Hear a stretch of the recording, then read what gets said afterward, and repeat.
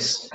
So we are going to listen to Professor Rafiq Khanani, who is the President of Infection Control Society of Pakistan. And the rest we can read. He is the Healthcare Research and Management Consultant, specialist in clinical trials, and of course, he is Professor of Pathology, Bakai Medical University, and Director of City Lab, Advanced Labs, Hashmani's Lab, Global Labs, Rafiq Khanani at Dow University of Health Sciences, duhs.edu.pk. That's his email address. So a lot of assignments. I don't know how he manages it, but okay, let's start. Professor Dr. Rafiq Khanani, please carry on. Thank you, Dr. Qazi Wasik, Dr. and Professor Mulazim, and all the members of PMA as well as Azad Kashmir Medical College. I am very grateful to you for giving me this opportunity to share some of my studies and work with all the learned audience as well as general masses. Just for your information and the basic thing that over last year and a half, we have been so much preoccupied with COVID that sometimes, I use the word COVID for dengue even. And this is one of the reasons that perhaps the whole nation has been focusing so much on COVID that we forgot to implement the measures to control the dengue, which is very much expected nowadays every year in Pakistan, particularly in the fall months. So as most of us know that the dengue is caused by a virus. Dengue virus. Is my voice clear? Am I properly audible? Right. So as we know that the dengue is caused by dengue viruses, which are flaviviruses, and there are 4 dengue viruses, then 1, 2, 3, and 4. We also note that although it's a very, very old disease, but over last few years, it has spreaded to many countries to which this disease or this infection was almost unknown.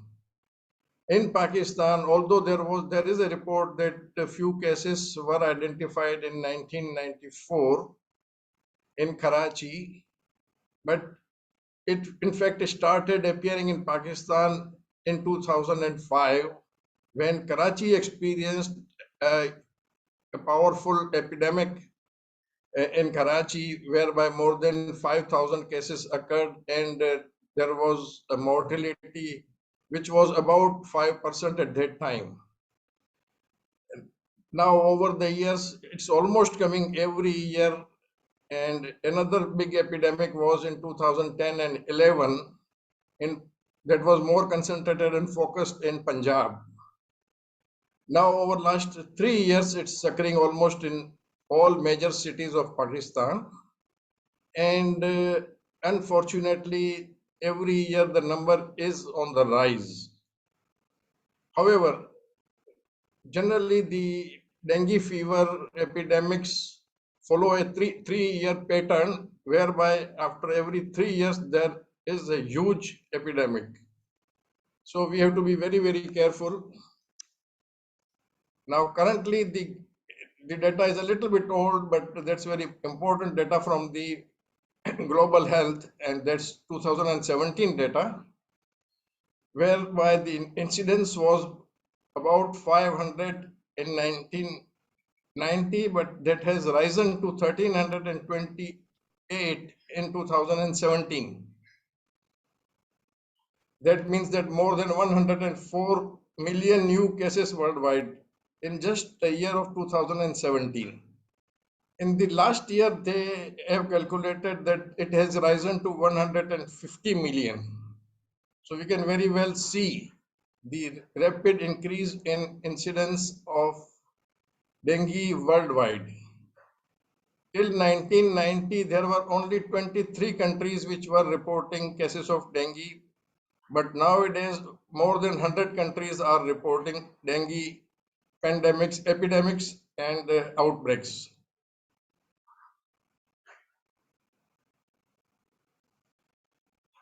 Now, World Health Organization has included dengue in the top 10 global public health threats to the world. And we are experiencing these threats, and we are seeing the increasing number of cases almost every year. Although the number of reported cases is very low globally, even in the developed countries, and in the underdeveloped countries, the reporting rate or the diagnostic reported cases are almost less than 10% of the actual number of cases.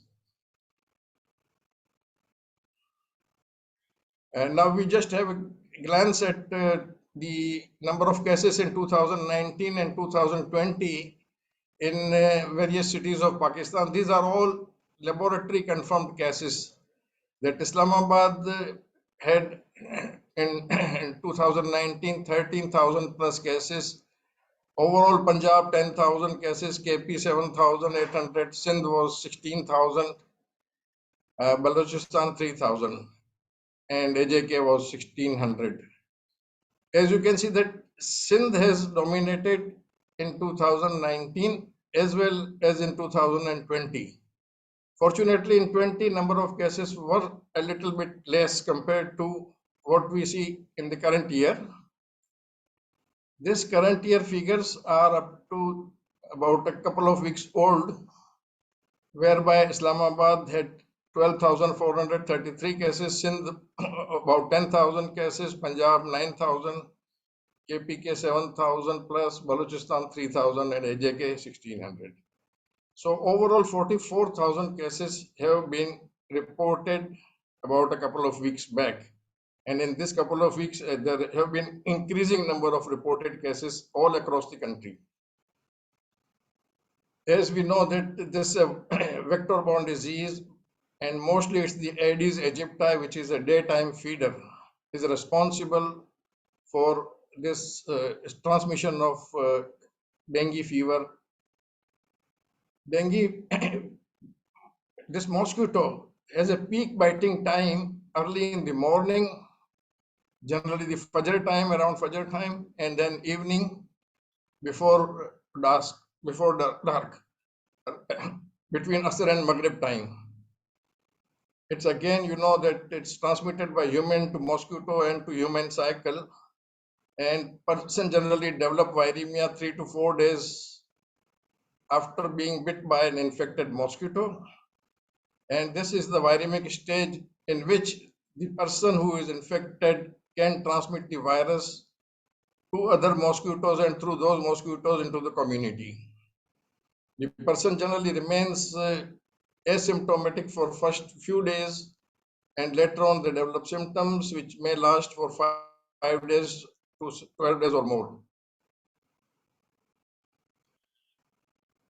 The mosquito that feeds on the blood of an infected person, when that person is viremic, it sucks in the blood, and then the virus starts multiplying within the mosquito, and the viral counts increases in the mosquito, and then the mosquito becomes so much infected and loaded that it can transmit the virus to other people.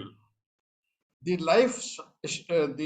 lifespan of this mosquito is generally short, 3 to 4 weeks, and the flying range of this mosquito is about 150 meters. The importance of these findings is that if we want to contain the epidemic at an early stage by having an early disease warning system active, we can control the disease when it started in any community. We can cordon off that community because the mosquito's flying range is very limited. And one of the reasons that this epidemic or this dengue has assumed the epidemic proportions is the means of transportation. In earlier days, it used to be transmitted only through the is through by sea routes, but nowadays with the air and with the ground transportation, the virus and the virus infected mosquitoes, in fact, are transmitted around the globe very easily. We classically divide the clinical part as the dengue fever, dengue hemorrhagic fever, and dengue shock syndrome, depending on the severity of the infection. The most important thing is to be remembered is that most of the time the dengue infection remains asymptomatic altogether. But even if the person is asymptomatic, the person can transmit the infection through mosquito bites. There is a bigger question and problem, and perhaps we don't have the real crisp answer to this, is when to transfuse the platelets, because in blood we diagnose it by the presence of either NS1 antigen or IgM antibodies. As we all know that when the person is infected for the first time or in the primary infection, dengue is most of the time mild infection. But if subsequently a second time infection occurs, which is very much the case in Pakistan these days by a different viral type, dengue 1, initially it used to be dengue 2 and dengue 3. This year I am not sure that which type of dengue virus is over here, which serotype is here. But by and large, we are seeing more number of cases with reduced platelet and reduced even WBC count. As we know that the platelet count depletion and even the WBC count depletion is also present in typhoid fever, which is rampant these days in certain parts of Pakistan, as well as sometimes we see these cases in malaria, and so malarial infection is also very, very common in Pakistan these days. So it really creates problems for us as far as the diagnosis is concerned. And people get much and more worried by the counts of the platelet, which sometimes drastically reduced. So the platelet count starts declining generally in the fourth or fifth day of the infection, and then it keeps declining for another 3-4 days.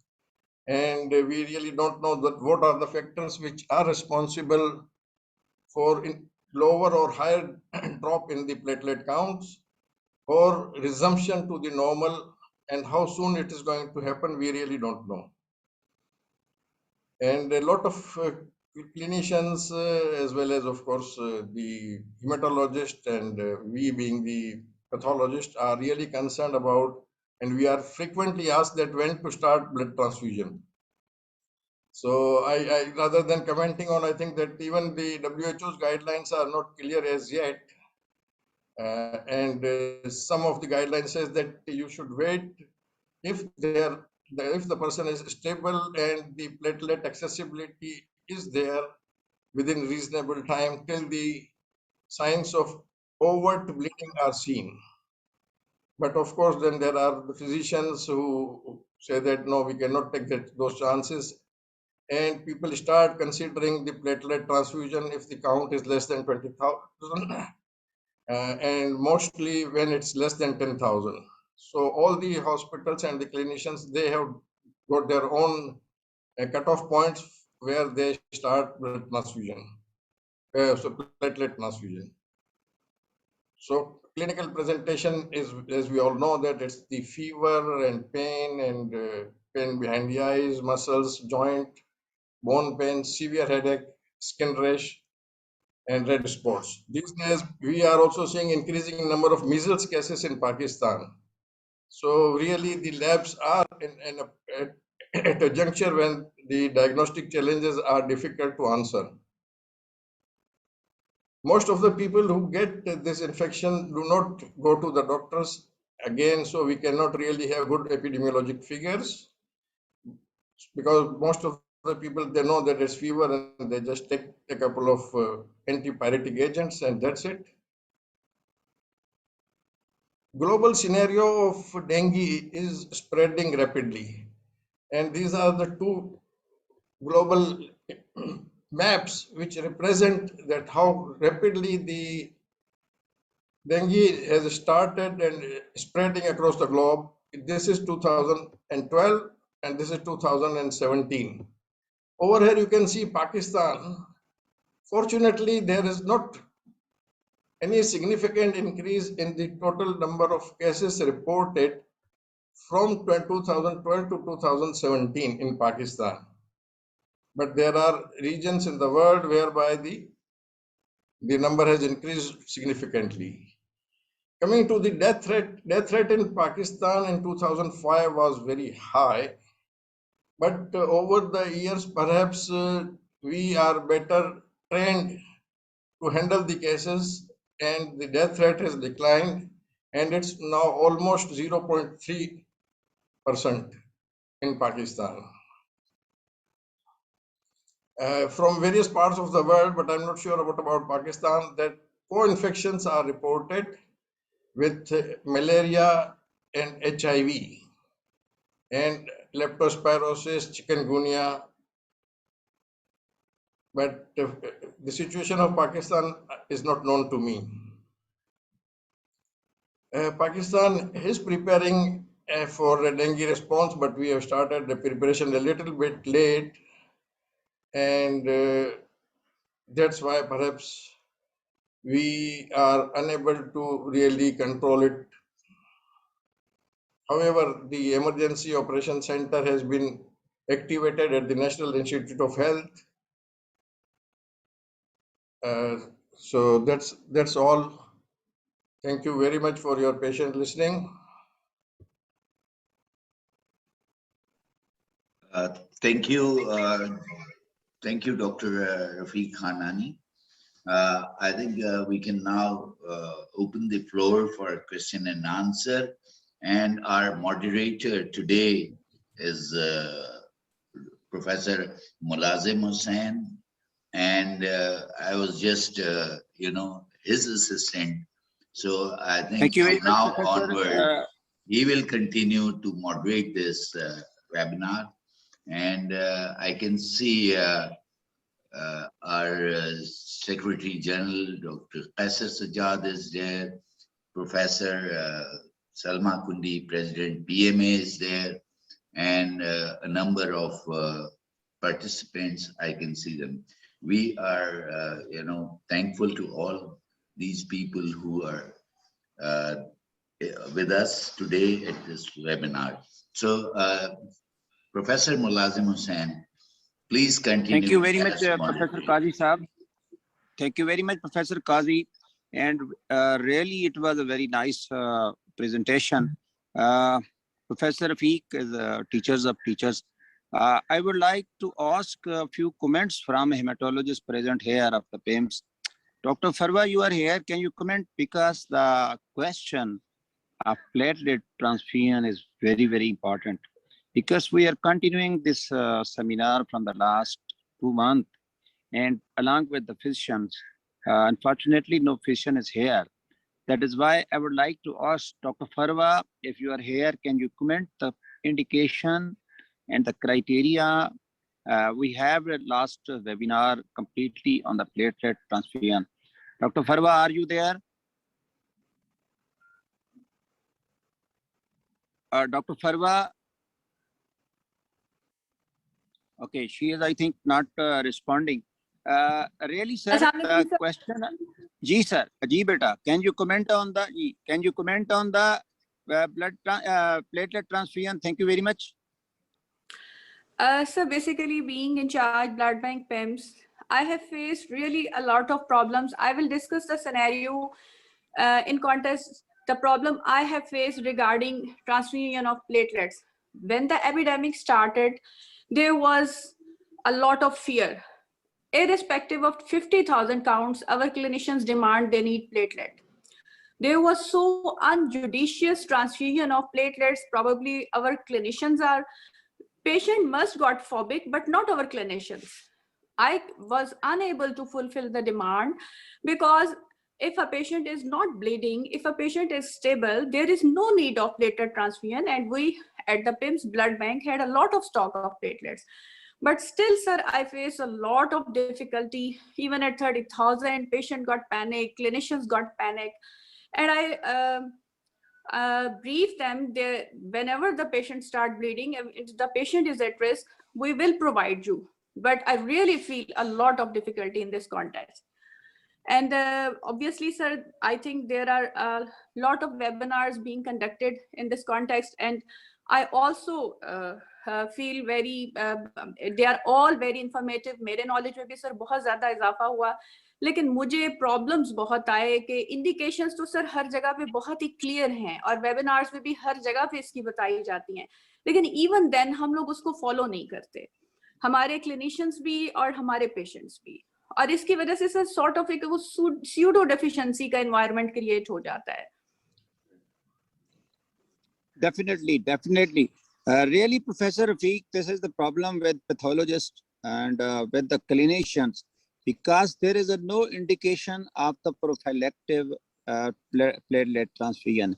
The transfusion of the platelet is more dangerous, creating an overload rather to get some beneficial from this one. So until and unless why we are continuing these webinars only to enhance the knowledge to the periphery people who are sitting almost more than 60% of the people in the Pakistan and the villages in the tehsil, in the district headquarters, जो इस तरह की indication करते हैं. Another question from Professor Rafiq from you, because you are the in charge of the infectious diseases.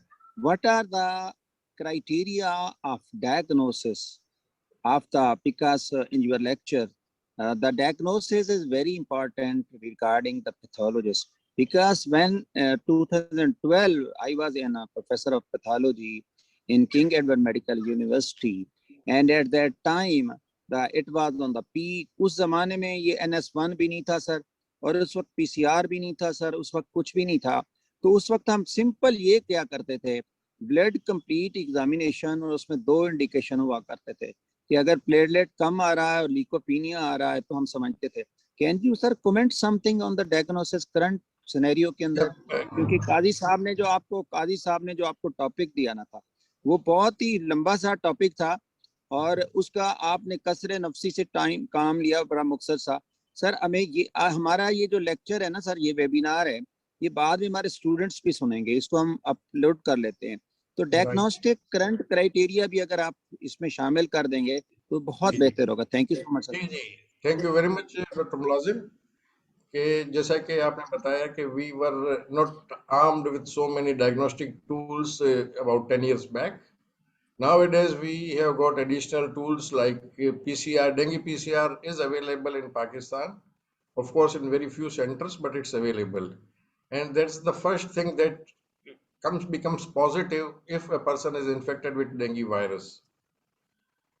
With the PCR, we can also do the serotyping or genotyping. More appropriate word is the genotyping of the virus. Which becomes positive generally within first 24 hours of infection. The NS1 antigen becomes detectable in 3 to 4 days depending on the sensitivity of the tests that we are using. IgM antibodies appears on 6th or 7th day of the infection, and these IgM antibodies remain positive for about 3 or 4 weeks. Now, there is an initial window period here that it confuses a lot of people. Some of the people, they do their testing at the start of the fever, and generally the NS1 test comes negative and IgM antibodies also come negative. But if the test is repeated 2 to 3 days, the NS1 antibody and NS1 antigen appears, and then IgM antibodies appears on 6th or 7th day of infection. So we have got a lot of now tools, and of course, even if we want to check for the IgG antibodies 3-4 weeks or 5-6 weeks after an infection, whether it was a dengue, particularly for the epidemiologic purposes, IgG antibody prevalence can be checked. So which gives an indication of the epidemiology, and it can also give us, it can also be helpful in identifying the hot spots of dengue fever and use this information for the next year to control those areas in which there were hot spots in the last year or previous years. Thank you very much, sir. Another important question from you is that we rather treating the patient of the dengue, it is not our job. Really, it is the job, very difficult job of the physician. But vaccination is another important hesitancy is all over the world, not in the Pakistan. Now the importance is that what is the role of vaccination and criteria of vaccination in the dengue fever, because these are two different criteria. In the COVID, if the COVID test is negative, if the COVID IG is negative, then it is advised. While in this fever and dengue fever, you cannot give the vaccine if the patient is not already exposed. So, sir, can you elaborate the criteria, sir? Because there are two different criteria. Thank you, sir. That's a very, very complex question as well, more complex answer to this question, because there are 4 dengue viruses and there are various vaccines that have been tried over last almost 30 years. Unfortunately, none of the vaccine are acceptable globally. There are only 4 or 5 countries which have authorized limited use of quadrivalent vaccine, which has been raised against all the 4 dengue viruses.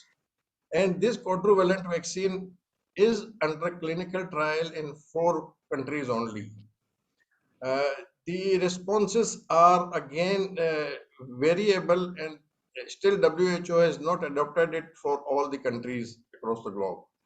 Another important thing about this vaccine is that if a person has got an IgG antibodies against any of the dengue viruses, only and only then this vaccine is administered. The reason being that we know that if somebody is infected with one of the dengue viruses for the first time as a primary infection, and if that person gets another viral infection of dengue, another type, the disease severity increases.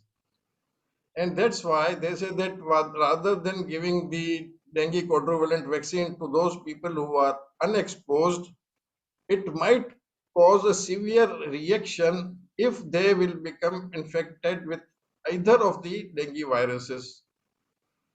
That viral infection will serve as a second infection and not as a primary infection. Gee, Dr. John from the PMA is a question. What is the difference? How can we differentiate the dengue hemorrhagic fever from the non-hemorrhagic fever in the initial stage? Professor Rafiq from you. Dr. John Muhammad Aga, क्या question है आपकी तरफ से कि हम कैसे differentiate कर सकते हैं in the beginning, initially? I think it is yes, I think it is better a question, Professor Rafiq from. Right. I don't think that we can differentiate it until and unless there is a hemorrhage, either visible hemorrhage or due to sudden drop in the blood pressure and the other signs of hemorrhage or bleeding taking internally. So until, or sometimes we see bleeding from the skin and even the gums, but most of the times this gum bleeding is not considered hemorrhagic, because several people have got this bleeding gum problem without any kind of hemorrhagic tendency. So it's very difficult to say that the person will be having a hemorrhagic fever or progress to hemorrhagic fever. Yes, it is. मैं इसमें add कर दूं. Thank you very much, Professor Rafiq. Actually, it is very difficult to differentiate between two conditions initially, but it is the physician that is completely following the patient. बाज का तो ऐसा होता है कि 50,000 के ऊपर भी leakage नहीं हो रही है. Now the hemorrhagic mean when there is a leakage. when the fluid is coming out. Initially, you were saying that it is the amount of the number of the platelets, but now, no. It is some of the people do not bleed, even the platelets are less than 20 or something else. So that is why it is the physician that who is completely observing the patient, all the parameter, and it is the hematocrit very, very important. Hematocrit is a very important indication of the leaky phase. And hematocrit is not only the indication, but also indication of prognosis कि आपका जो treatment दे रहे हैं उसके ऊपर इसका क्या effect है. Thank you. Professor Rashid, have you question any? Professor Rashid? Let me add one more thing, I think, which which was not done in my presentation, is that several people with normal normal platelet count also bleed and there is a hemorrhagic fever. So it's not just the number of the platelets which is Yes. important, it's the quality of the platelets or the functionality of the platelet which is more important rather than the numbers. जी मैं एक चीज और add कर दूं for the students who are sitting कि platelet क्यों कम होते हैं, why the platelets decrease. There are 3 main reasons as a pathology. एक तो ये होता है कि जब वायरस इन्फेक्शन करता है तो वो हमारे प्लेटलेट को भी इन्फेक्ट कर देता है. जो हमारे इन्फेक्टेड प्लेटलेट्स होते हैं वो नॉर्मल प्लेटलेट्स को मार देते हैं. आवर इम्यून सिस्टम उसको किल करता है. One thing. Second thing is कि जो ल्यूकोट्राइन्स या दो ल्यूकोकाइन जो केमिकल मीडिएटर्स रिलीज हो रहे होते हैं एंडोथेलियम से, वो उन प्लेटलेट्स को मार देते हैं. तीसरा होता है बोन मैरो डिप्रेशन. तो जिसकी वजह से वेजोपैथी होती है, जिसके वजह से ल्यूकोपीनिया होता है, जिसकी वजह से थ्रोम्बोसाइटोपिनिया होता है, जिसकी वजह से DIC होता है. तो ये 4 ही चीजों को देखना पड़ता है before giving the platelet. Doctor Rashid, आपने हाथ खड़ा किया हुआ है. डॉक्टर राशिद जी, प्रोफेसर राशिद. यस रफीक साहब, बहुत अच्छी प्रेजेंटेशन की. ये आपसे पूछना है, जो CBC में जो मीन प्लेटलेट वॉल्यूम है, इसकी प्रोग्नोसिस पे या फ्यूचर प्रोग्रेस पे क्या इसकी है इफेक्ट होता है? कोई इंडिकेशन देता है ये कि ये प्लेटलेट्स कम होने जा रहे हैं कि ज्यादा होने जा रहे हैं? Generally, आप बता दें फिर मैं बताता हूँ. Generally, we see these, serial platelet counts over a few hours or maybe every 24 hours. And the rapidity with which the platelet decline determines the ultimate outcome. But we really don't know that which factors are responsible for a rapid decline in platelet count or rapid recovery from the decline in the platelet count. We really don't know those factors. And as you know that there are thousands and thousands of herbal and other remedies that are proposed, and they say that they claim that they can raise the platelet count back to normal within no time. But we really don't know what are the factors that are responsible for resumption of the platelet count as well as function to back to normal. जी बिल्कुल. Professor Bilkis Shabir नहीं है, मैं उनका पिछला फिक्रा repeat कर दूं कि platelet का कम होना जो है, that is not the severity indicating the severity of the dengue. It is actually the other parameter. वो पैरामीटर्स क्या हैं जिसकी वजह से इधर it is a leaky phase और नॉट लीकी फेज. जो इनिशियली होता है कि अगर नॉन ब्लीडिंग पेशेंट है 20,000 पर cubic mm, non bleeding patient से इंडिकेशन है. या ब्लीडिंग पेशेंट के हो तो वो 10,000 मिलीमीटर ऑफ स्क्वायर के अंदर इसकी इंडिकेशन होती है. तो एक्चुअली द प्लेटलेट का कम होना ये उसकी प्रोफाइलैक्टिक के ऊपर या उसकी प्रोग्नोसिस के ऊपर इफेक्ट नहीं करता. एक्चुअली पेशेंट को बचाना होता है उसकी लीकी फेज से और उसको शॉक सिंड्रोम में जाने से. प्लेटलेट का कम होना अगर अनटिल देयर इज DIC या सब कुछ, अदरवाइज प्लेटलेट का कम होना उसकी प्रोग्नोसिस पे इफेक्ट नहीं करता. Any other question?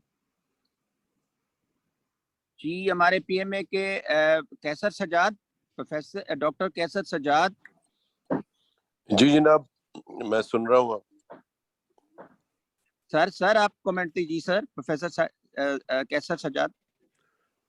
Thank you very much, Professor Mulazim.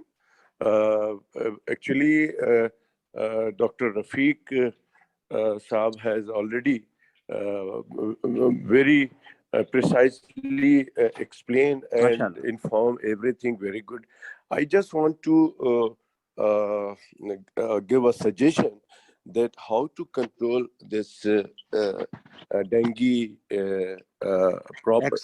Exactly sir, मैं भी यही सस्पेक्ट, आप गवर्नमेंट को क्या मैसेज देंगे हमारे इस वेबिनार के प्लेटफॉर्म? हाँ, एक्चुअली इसमें जो है ना बदकिस्मती ये है मुलाजिम साहब कि पिछले कोई 74-75 ईयर से हम मच्छर को खत्म नहीं कर सके अपने मुल्क से.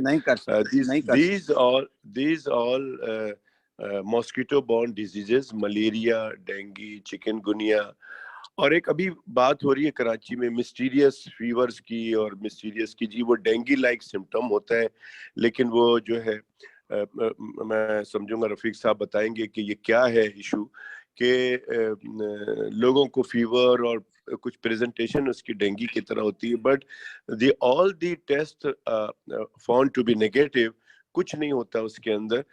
तो लेकिन बट मैं समझता हूँ कि हमने जब मैं सेक्रेटरी था 2004 से में कराची का, पीएमए कराची का जनरल सेक्रेटरी था, उस वक्त से हम डिमांड कर रहे हैं. और उस वक्त ये डेंगू का, जैसे अभी रफीक साहब ने बताया 2005 में वो हुआ था, 52 डेथ्स हुई थी कराची में, 50 हुए थे और 2 इस्लामाबाद में शायद हुए थे. तो उस वक्त भी लोगों को पता ही नहीं था कि डेंगू है क्या. Even doctors didn't know what is dengue और उसके सिम्टम्स क्या है और करना क्या है मरीजों के साथ. और हमने बड़ी अवेयर दी उस वक्त लोगों को, इवन के डॉक्टर्स को थ्रू इलेक्ट्रॉनिक मीडिया. तो और बताया ये कि जी एंटीबायोटिक का खुदारा इस्तेमाल ना किया जाए, और इस तरह की जो पेन किलर्स जो लोग देते हैं, एस्पिरिन, डिस्प्रिन और आइबुप्रोफेन समथिंग चीज़ें, ये चीज़ें नहीं देनी चाहिए. तो वो कुछ जाकर उसमें कंट्रोल हुआ था. लेकिन इशू ये है कि हमने उस वक्त डिमांड ये किया था कि जो कुछ फीवर ऐसे हैं जो कि हम इसको लेबल करते हैं फीवर ऑफ अननोन ओरिजिन, उसकी वजह यह है कि हमारे यहाँ आजकल वायरस का बड़ा मामला चल रहा है. और हम करते क्या है, फिर अगेन रफीक साहब बताएंगे कि हमारे पास लिमिटेड किट्स होती हैं. जब डेंगू आ जाता है तो लोग लैब वाले डेंगू के किट्स मंगवा के और उसके टेस्ट करते हैं.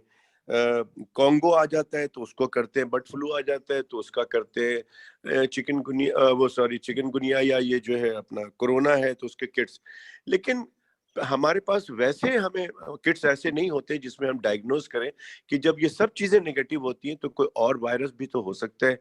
इसीलिए हमने कोई लास्ट 20 डेज से डिमांड करते हैं कि गवर्नमेंट को चाहिए कि they have to establish a modern virology lab in at least in the 4 province of the country, so that पता चले कि हम कहाँ खड़े हैं. तो जहाँ तक प्रिवेंशन की बात थी, हम हमेशा बात करते हैं और हमारा नारा भी यही है, prevention is better than cure. तो एक तो मॉस्किटो को ख़त्म करने की हुकूमत से, जैसे आपने कहा, तो हम उसकी डिमांड करते हैं कि मॉस्किटो को एलिमिनेट करने के लिए पूरी जोर लगाया जाए. सेकेंडली, हमारी कुछ जिम्मेदारी डॉक्टर्स की भी होती है कि हम बहुत सारी चीज़ें करते हैं. हम खासकर पर्टिकुलरली जूनियर डॉक्टर्स की, जो कि यहाँ मौजूद हैं और शायद इसके बाद में जो लोग सुनेंगे, कि देखें हमारी बड़ी पता नहीं क्यों कंपटीशन चलते है कि हम इस तरह से एंटीबायोटिक को इस्तेमाल करते हैं कि जैसे पता नहीं बस this is the only solution for any fever और any problem. तो वो जैसे ही पेशेंट आता है हम उसको एंटीबायोटिक प्रिस्क्राइब कर देते हैं without measuring the weight, length और वो सारी चीजें. प्लस इसके साथ साथ हमारा कुछ और प्रॉब्लम जो पेशेंट की तरफ से है, विच इज सेल्फ मेडिकेशन. अब वो सेल्फ मेडिकेशन में लोग इतने ज़्यादा ख़राब करके जाते हैं डॉक्टर के पास कि वो प्रॉब्लम होती है. और सेल्फ मेडिकेशन इस तरह से कि वो खुद से एंटीबायोटिक और एनाल्जेसिक खुद यूज़ करते हैं. इसमें फिर मैं यही बात करूँगा कि जब तक हमारे मुल्क में प्रिस्क्राइब क्वालिफाइड डॉक्टर्स की प्रिस्क्रिप्शन के बगैर मेडिकल स्टोर से दवाइयाँ डिस्पेंस नहीं होंगी, तब तक ये प्रॉब्लम चलता रहेगा. तो हम समझते हैं कि लोगों को भी चाहिए کہ unnecessarily medicines نہ لیں, تاکہ یہ جو آج کل ہم بات کر رہے ہیں drug resistance, multiple drug resistance کی جو پرابلمز ہیں, اس کی وجہ سے بہت زیادہ ایشو ہمارے یہاں پرٹیکولرلی ہمارے پاکستان کے اندر بہت زیادہ ہے. تو میں سمجھتا ہوں کہ یہ چیزیں کافی حد تک کنٹرول ہو سکتی ہیں. بہت ساری باتیں اور ہیں, لیکن میں چاہوں گا کہ رفیق صاحب 2-3 سوال جو میں نے اس میں اپنی بات میں کہی, اگر اس کا جواب پروفیسر دیں. Rafiq over to you now. Professor Rafiq over to you. Doctor Qaiser آپ نے بہت ہی امپورٹنٹ بات کی ہے اور ہم کئی سالوں سے یہ چیز کرتے چلے آ رہے ہیں. اور پروفیسر ملازم صاحب کو اس بات کا علم ہوگا کہ ورلڈ ہیلتھ آرگنائزیشن نے ڈیوز کے نام سے ڈیزیز ارلی وارننگ سسٹم کے تحت دنیا بھر کے کئی ممالک میں انکلوڈنگ پاکستان ڈیوز کو انٹروڈیوس کیا گیا. اور اس پروگرام کے تحت پاکستان میں کم از کم 5 لیبس کا تو مجھے علم ہے کہ 5 وائرولوجیکل لیبس یا PCR کی لیبس بنائی گئی تھیں, NIH میں بھی اور پروونشل اس میں بھی, اور کراچی میں بھی. کراچی میں سول ہاسپٹل میں ایک لیب اس وجہ سے بنائی گئی تھی. اس کا کرنٹ اسٹیٹس کیا ہے آئی ریئلی ڈونٹ نو. اور مجھے یہ جو میری اطلاعات ہیں اس کے تحت وہ ڈیوز کا جو پروگرام تھا وہ سم ہاؤ بیک برنر پہ چلا گیا یا یوز لیس ہے, آج کل استعمال نہیں ہو رہا. دس از ہائی ٹائم, کیونکہ کووڈ کے بعد جو ہے وہ ہم لوگ بہت ہی زیادہ سینسیٹائزڈ ہیں. اور دس از ویری ویری امپورٹنٹ. کوئی بھی پرائیویٹ ہاسپٹل یا پرائیویٹ لیبس جو ہے نا یہ کام نہیں کرتی. یہ کام پبلک ہیلتھ لیبورٹریز کا دنیا بھر میں ہوتا ہے to monitor the diseases, particularly those diseases which remain undiagnosed, to find out what is the cause. اور یہ میں سمجھتا ہوں کہ پاکستان میں بھی شاید کسی اسٹیج پہ اس بات کی ضرورت ہے کہ جتنے بھی بڑے شہر ہیں, چونکہ پاکستان میں تو ایک شہر جو ہے وہ کئی ممالک سے بڑا ہے, کراچی اور لاہور وغیرہ کا آپ اگزامپل لے لیں تو اس میں تو 4-4 5-5 لیبس ہونی چاہیے in these big cities. اور جیسا کہ آپ جانتے ہیں کہ most of these diseases are of urban origin, چونکہ ٹرانسپورٹیشن اور ایئر ٹریول کی وجہ سے جو ہے نا زیادہ تر ڈیزیزز اسپریڈ ہوتی ہیں. Yellow fever, Pakistan is fortunate that we are not having yellow fever.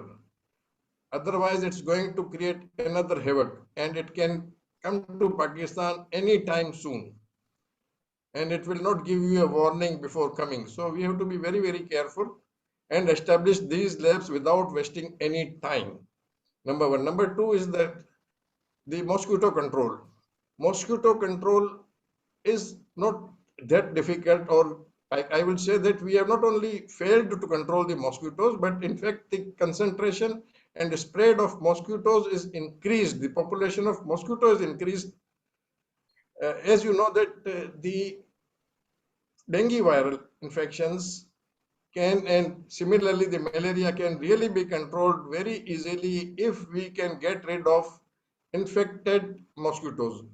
Not all the mosquitoes. We are talking about infected mosquitoes and infected individuals.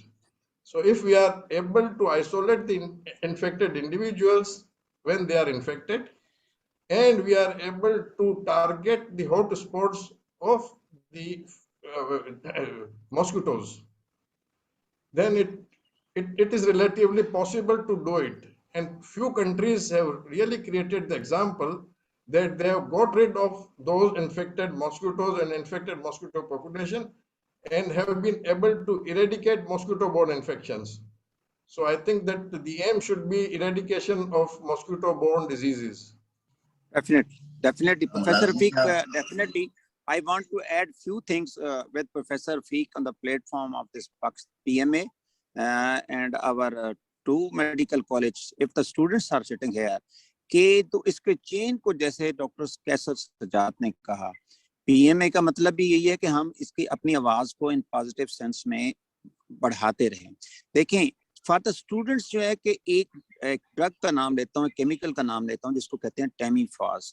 ٹیمیفاس بہت چھوٹی سی ڈرگ, جو سستی سی وہ کیمیکل ہے, جو ڈارک براؤن کیمیکلس ہے, اور اس کو ایک ڈرین میں اگر ڈال دیں تو مچھر کو مارنا, جب مچھر مکمل ہو جائے, بڑا ہو جائے, تو اس کو مارنا ناممکن ہے. اس کو لاروا کی سٹیج پہ مارنا چاہیے. جب لاروا کا سٹیج ہے بڑا آسانی سے ہے کہ وہ اپریل سے شروع ہوتی ہے, اپریل مئی, بلکہ اس سے مارچ میں یہ آئیڈینٹیفائی کرنا شروع کیا جائے. تو اگر یہ ہم لاروی سائیڈل سسٹم شروع کرتے ہیں ایک سائڈ.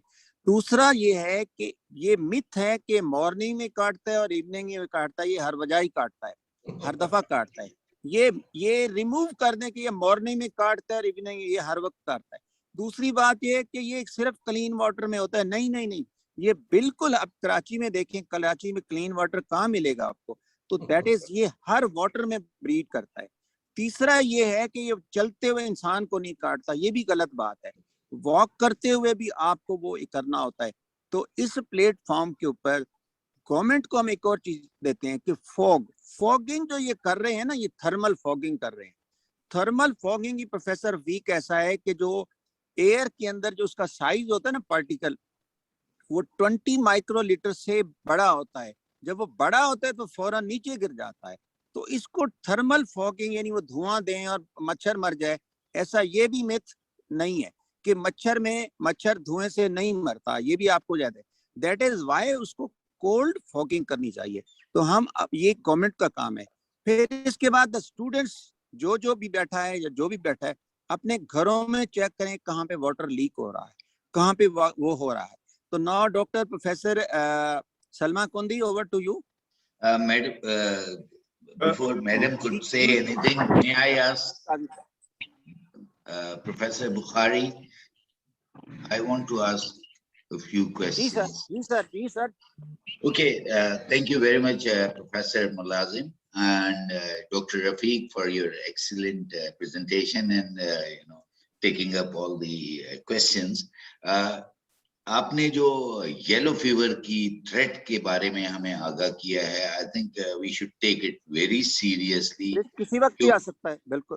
کیونکہ جب مجھے یاد ہے کہ میں جب ساؤتھ افریقہ یا افریقن کنٹری سے واپس آ رہے تھے تو ایک یلو فیور کی ویکسینیشن یہاں پہ کروا کے جاتے ہیں, اور واپسی پہ آ کے وہ ضرور چیک کرتے ہیں کہ جی آپ ویکسینیٹڈ بھی ہیں یا وہاں سے کیری تو نہیں. لیکن health department at the airports بالکل کوئی چیزیں چیک نہیں کرتا, اور بس وہ ایک فارمل سا ایک پتہ چلا ہیلتھ ڈپارٹمنٹ کا بندہ کھڑا ہوتا ہے, ہاں جی ہوا ہوا چلو جی جاؤ, کہاں سے آ رہے ہو, بس یہ.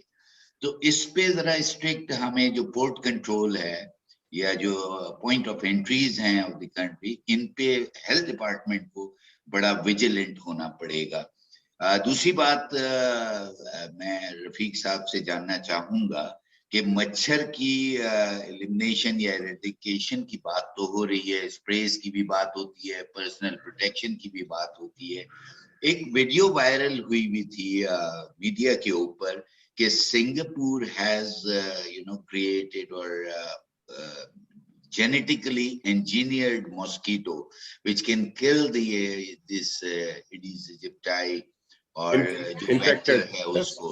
So is there any possibility of importing that genetically engineered mosquito from Singapore and leave it in our areas so that we there is a bacteria known as Wolbachia. Okay. This Wolbachia bacteria, if it is in the body of a mosquito, the dengue virus cannot enter into that the blood of that mosquito. So this Wolbachia has been introduced into the mosquito population, and mosquito population over there is replacing the other mosquito populations. So this is the Wolbachia organism, which has the genes of which have been introduced into those mosquitoes, and these mosquitoes are propagated. So there is a selective removal of those mosquitoes which are infection resistant. And this technology, of course, is being tried, but it has not been made universal, or still it's in the trial phases. Maybe few years down the road, we may have those kind of mosquitoes which will replace the population of current mosquitoes.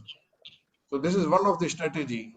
Other strategies, of course, as Professor Mulazim mentioned, that the fogging And then there are biological fogs which are much less harmful compared to the chemicals one which we are using over here. So there are lots of options available. And I think that not only the government, but the community should also take it on their own shoulders to eradicate the mosquito from their own neighborhoods. Because these mosquitoes cannot fly long distances. So there are many gated communities in Pakistan, particularly for security reasons. And these gated communities can have their own mosquito control program. Great, excellent. Thank you, Professor Rafiq.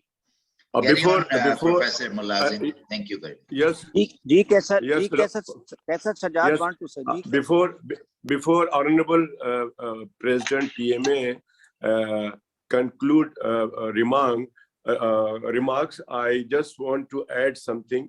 یہ جو پانی اسٹیگننٹ water ہے, یہ جو ایڈیز ایجپٹائی ہے, اس کا corona, اس کا virus dengue کا جو مچھر ہے, یہ موسٹلی اسٹیگننٹ واٹر میں زیادہ ہوتا ہے. صحیح کہہ رہے ہیں, کچرے میں بھی ہوتا ہے, گندے پانی میں بھی موسٹلی اس میں ہوتا ہے.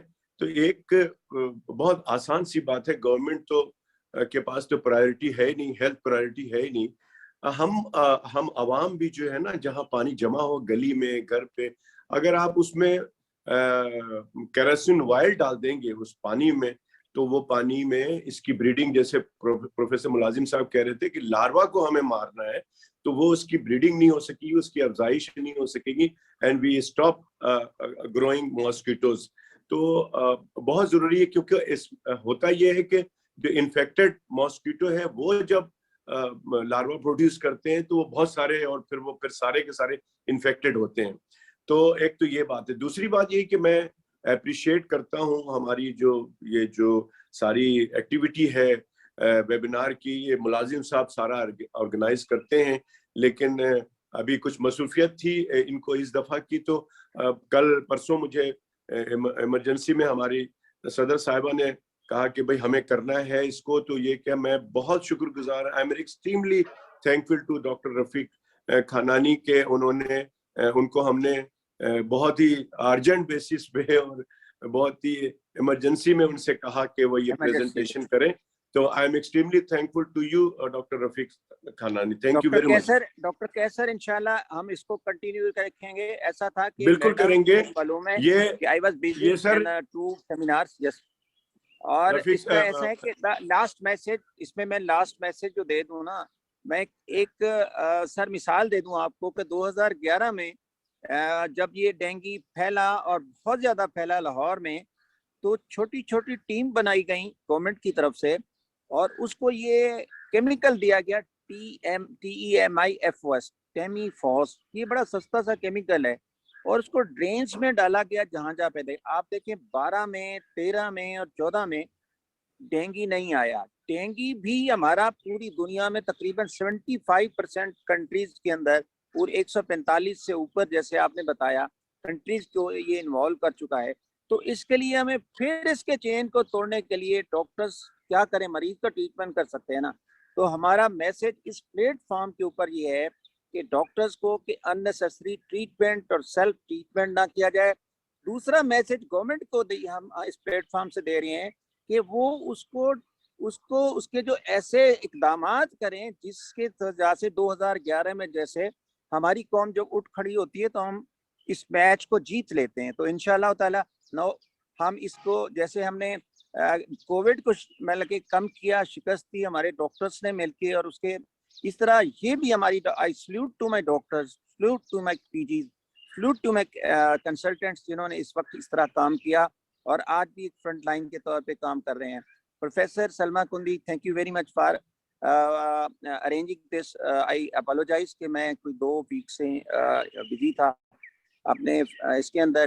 اور ایک اور بار بتاؤں کہ ہم مارچ میں پروفیسر رفیق خانانی اور الطاف کے ساتھ مل کے ہم کشمیر میں انفیکشس ڈیزیز کی اس اویئرنیس کے اوپر ایک کنٹیکٹ سیشن کریں گے, ایک کانفرنس کریں گے, اور انشاءاللہ we will invite all you. ہم اور professor Salma Kandi, over to you, last comments. Professor Salma Kandi. جزاک اللہ خیر ملازم صاحب. میڈم एक minute before concluding remarks, may I request Dr. Idris Edi? He is here, very much here. He is all the way coming. अगर इदरीस साहब यहाँ हैं, क्योंकि कराची आए हुए हैं ये और रियाज से यहाँ पर आए हुए हैं, तो we would like to have your comment, Dr. Idris Edi. Doctor Idris नजर नहीं आ रहे जी। अस्सलाम वालेकुम। प्रोफेसर अयूब भी बैठे हैं फिजियोलॉजी वाले, अगर if you want to give the comments. Yes, Dr. Idris is here. Dr. Idris is here. Yes, go ahead. Okay. Dr. Idris. मेरा ख्याल ये कि इदरीस से कमेंट लेने के साथ साथ जी सर, मैं पूरी तरह से सुन रहा हूँ सर, और बड़ा एक इंफॉर्मेटिव था ये लेक्चर। एक चीज बचपन में मैंने सुना था कि जोड़ों के ऊपर थोड़ा सा मिट्टी का तेल डाल देते हैं जिससे लार्वा मर जाते हैं। तो क्या एक आसान नुस्खा हम अपने देहातों में इस्तेमाल करा सकते हैं कि जो भी जहाँ पानी खड़ा है उस पर थोड़ा सा मिट्टी का तेल डाल दें? जी सर। जी टेमी जी मैंने बताया था, जरा थोड़ा सा केमिकल है और मिट्टी का तेल डाला जा सकता है। क्या करें, अब तेल भी महंगा हो गया ना। लेकिन जान से महंगा नहीं है, जान से महंगी कोई चीज नहीं। दुरुस्त है सर, जान से ज्यादा महंगी नहीं है। बिल्कुल डॉक्टर इदरीस, बिल्कुल सही है। इदरीस एदी साहब बात करना चाह रहे हैं। जी बहुत शुक्रिया कैसर, बहुत शुक्रिया रफीक, बहुत शुक्रिया काजी और all those participants. It was very very informative talk और मैं समझता हूँ कि इस किस्म की टॉक पब्लिक अवेयरनेस के लिए और स्टूडेंट्स की नॉलेज के लिए कंटिन्यू रहनी चाहिए।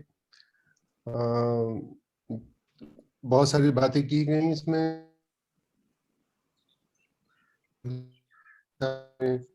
कि ये इन्फेक्टेड मॉस्किटोज को और non infected mosquitoes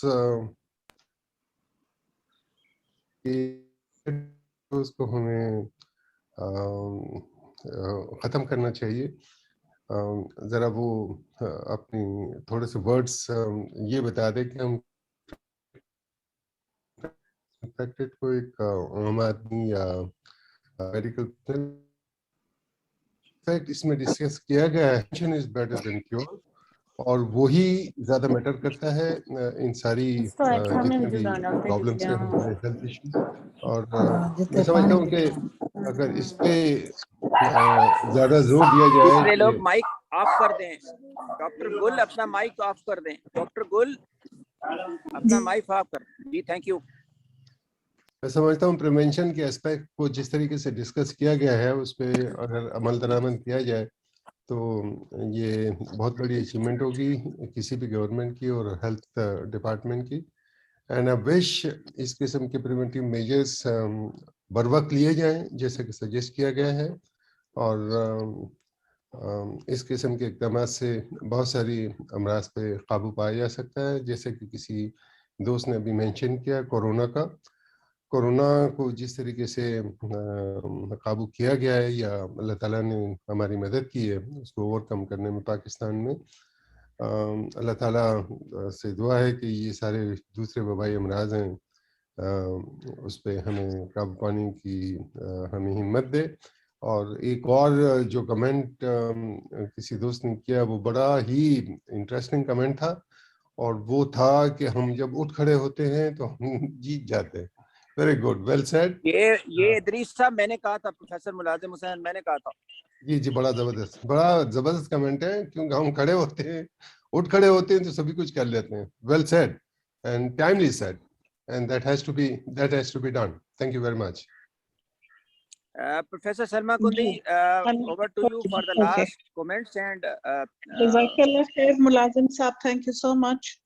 On behalf of PMA, I want to thank everyone, the moderators, which is Professor Mulazim Saab, Professor Qazi Wasik Saab, and my special thanks to the speaker, Rafiq Saab.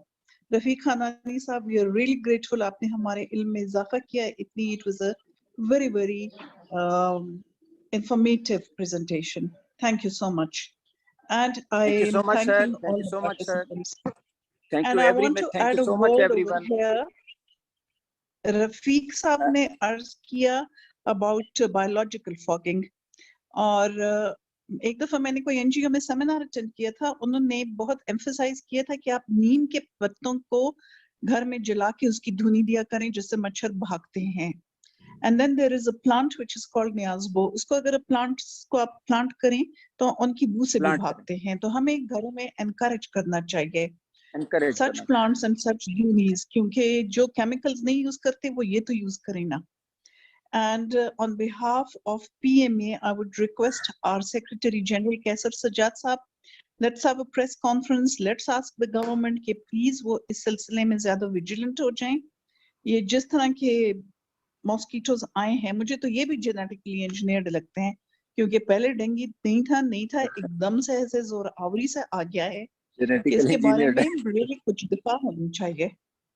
तो Singapore से import करने के ऊपर भी जरा गौर करते हैं. Anyway, all the best. अल्लाह आप सबको और मुझे भी अपने हिफ्ज़-ओ-मान में रखे, पूरे पाकिस्तानियों समेत. जज़ाकल्लाह खैर. Thank you so much. सबको हिफ्ज़-ओ-मान में रखे. इंशाल्लाह अगले दफा हम उसी के ऊपर जो ब्लड बैंक के ऊपर करेंगे इंशाल्लाह. ब्लड बैंकिंग और प्लेटलेट और ब्लड ट्रांसफ्यूजन के ऊपर हम 4-5 वेबिनार कंटिन्यूस करेंगे इंशाल्लाह.